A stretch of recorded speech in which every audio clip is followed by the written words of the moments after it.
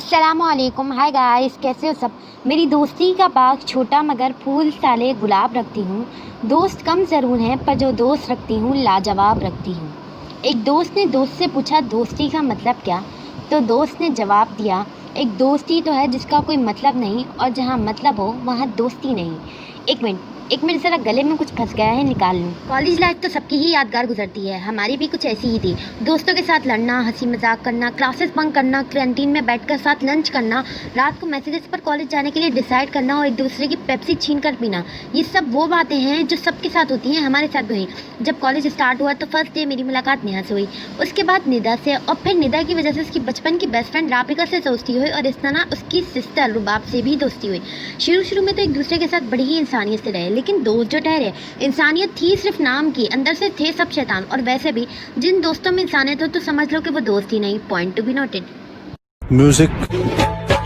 हमारे ग्रुप में रुबाब एक मैच्योर लड़की की तरह थी, राबिका जरा सीधी सादी हर बात को मान जाने वाली थी, नेहा एक छोटे बच्चे की तरह थी जिसे हर बात समझानी पड़ती थी और फिर उसके बावजूद उसका बताओ ही चलता रहता था। निदा एक फापी कुटनी फुप्पो मटेरियल टाइप लड़की थी और मैं, जितनी तारीफें की जाएं कम है, एज यू नो दैट। ऐसे कुछ ज्यादा नहीं हो गया ये? मतलब कुछ भी। हम वो दोस्तें थीं जो एक दूसरे पर जान छिड़कती थी। दल्ला और दल्ले।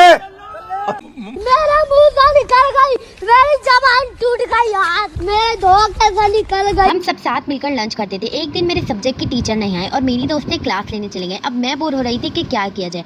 आखिर मैंने लंच लिया। मैं अपनी दोस्तों की क्लास के बाहर खड़े होकर इन्हें लंच ऑफर करने लगी। इत्तेफाक से निदा और राबिका दोनों फ्रंट बेंच पर बैठी थी। उन्होंने मुझे देख लिया।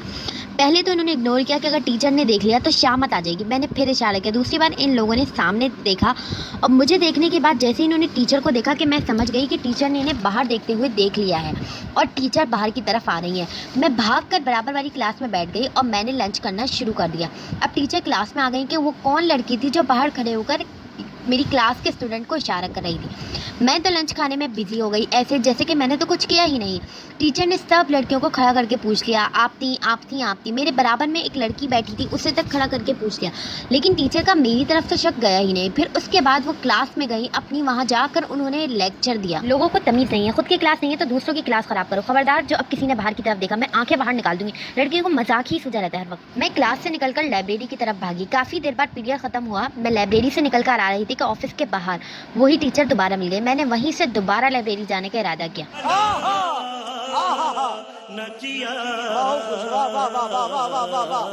कॉलेज लाइफ में एडवेंचर्स ना हो तो मज़ा ही नहीं। हम वैसे तो फोर्थ पीरियड में लंच करते थे और अगर कभी छुट्टी का वक्त हमें भूख वगैरह लग जाए, कुछ ठंडा पीने का दिल करे तो हम चिल्लर जमा करते थे।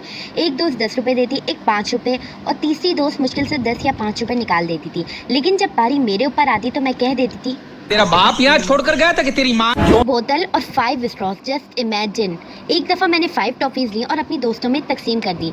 मेरी एक दोस्त ने आकर मेरी बलाई ली। मैं हैरान कि पता नहीं क्या हो गया। दूसरी ने आकर हक किया, तीसरी ने आकर शुक्रिया अदा किया। मैं हैरान और परेशान कि आखिर हुआ क्या।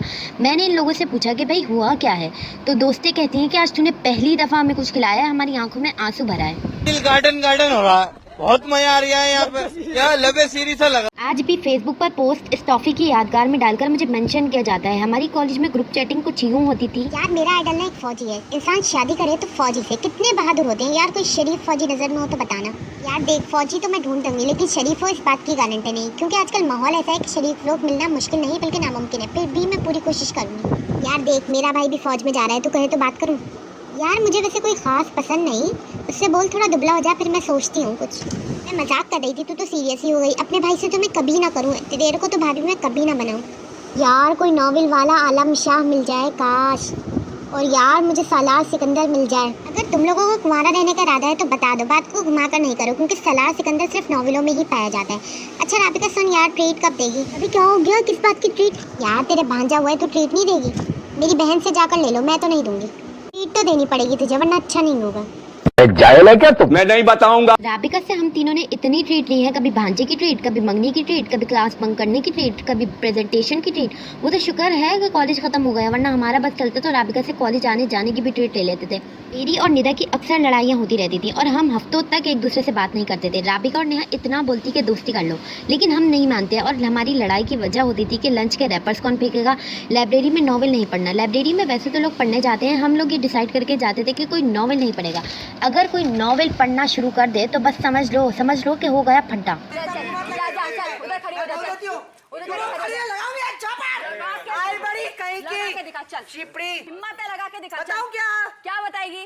कुछ दिनों के लिए राबिका ने कॉलेज आना छोड़ दिया। रुबाब की शादी हो गई। अब निदा और मेरी ऐसी दोस्ती के ना पूछो। जो दोस्तें आए दिन किसी बात पर मुंह सुजाकर बैठ जाती, उनमें इतनी तमीज आ गई थी कि देखने वाले हैरान।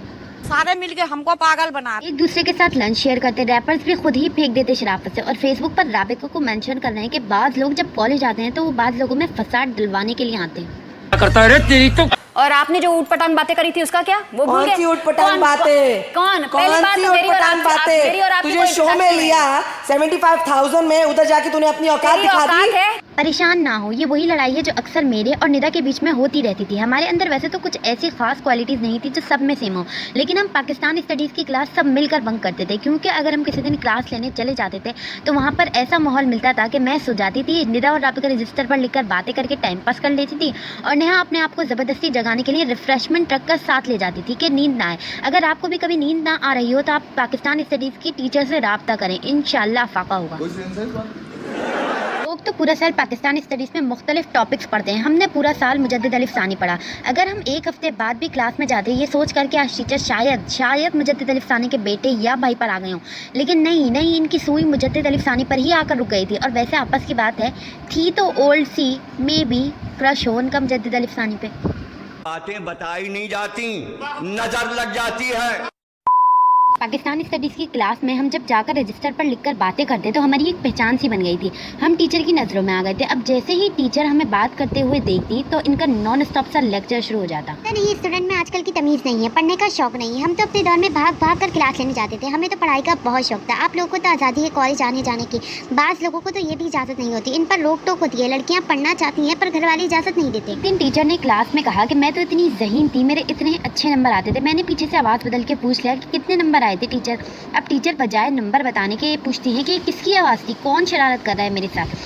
फिर वही नॉन स्टॉप सा लेक्चर शुरू, लेकिन मजाल है कि नंबर बता दी हूँ। लेक्चर अलग सुनने को मिला, ऊपर से नंबर भी पता नहीं चले। बातें बताई नहीं जाती, नजर लग जाती है। कुछ लड़कियां शौक पूरा करने के लिए कॉलेज जाती हैं, कुछ को पढ़ने का शौक होता है इसलिए कॉलेज जाती हैं, कुछ डिग्री लेने के लिए जाती हैं। लेकिन हमारे ग्रुप में थी एक्स्ट्रा लेजेंड्स लड़कियां जो घर के कामों से छुटकारा पाने के लिए कॉलेज आती थी, क्योंकि जिस दिन वो कॉलेज आती थी घर की सफाई छोटी बहन करती थी। घर जाती थी, खाना रेडी, खाना खाया और जाकर सो गई। लेकिन ये महारानी वाली ज़िंदगी ने तभी मिलती थी जब ये कॉलेज की हाज़िरी देती थी। अच्छा, मेरी सुबह कॉलेज जाने के लिए तैयारी कुछ यूँ होती थी कि मैं ना टाइम की बहुत पाबंद थी, तो मैं वैन आने से 10 मिनट पहले उठ जाती थी। जब तक नाश्ता रेडी होता था वैन आ जाती थी। मैं नाश्ता किए बगैर ही घर से निकल जाती थी। एक दिन मैं निकल रही थी कि अम्मी ने कहा, नाश्ता करती जाओ, नाश्ता किए बगैर घर से नहीं निकलना। ये आवाज़ बाहर रोड तक चली गई। जब मैं वैन में जाकर बैठने लगी तो वैन वाले अंकल पूछते हैं, बेटा? मैंने कहा जी। कहते हैं, बेटा नाश्ता कराएं? मेरी और निदा की लास्ट फाइट जब हुई, जब मैंने टीचर के कुछ डॉक्यूमेंट्स उनके कैबिनेट से निकाले और निदा ने मेरी वीडियो बना ली और मुझे ब्लैकमेल किया कि मैं ये वीडियो टीचर को दे दूंगी। कॉलेज की लास्ट डेट से मैंने बात करना छोड़ दी। अब कॉलेज ख़त्म हुए 4 मंथ्स हो गए हैं। हमारी बात अचानक से फेसबुक पर हुई। राबिका ने हमें मेंशन किया, हम दोनों ने पोस्ट को लाइक किया और इस तरह हमारी दोबारा से दोस्ती हो गई। अब बस इंतज़ार है हमारी नेक्स्ट फाइट कब होगी।